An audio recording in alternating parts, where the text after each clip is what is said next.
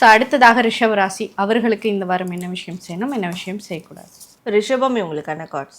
So ரிஷபம் இந்த வாரம் என்ன செய்யணும் அப்படின்னு பார்க்கும்போது, எதா இருந்தாலும் கண்ட்ரோலாக இருக்கணும், யாரையும் ரொம்ப இன்வால்வ் பண்ணிக்க வேண்டாம் அப்படின்னு இருக்கு. அவங்க செய்யக்கூடிய காரியங்களில் கொஞ்சம் தனியாக இருந்து செஞ்சால் கூட அவங்களால சக்ஸஸ் கொண்டு வந்துட முடியும், அதை கம்ப்ளீட் பண்ணிட முடியும். ஓகே, என்ன விஷயம் செய்யக்கூடாது?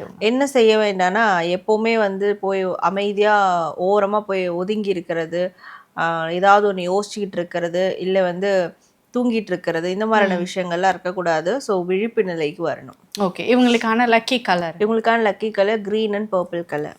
ஓகே, இவங்களுக்கான ஏஞ்சல் நம்பர்? ரிஷபம் இவங்களுக்கான ஏஞ்சல் நம்பர் 224444. ஸோ இந்த வாரம் ரிஷபராசிக்கு முருகர் சொல்லக்கூடிய மெசேஜ் என்ன? ஸோ ரிஷபம் இவங்களுக்கான முருகர் மெசேஜ்.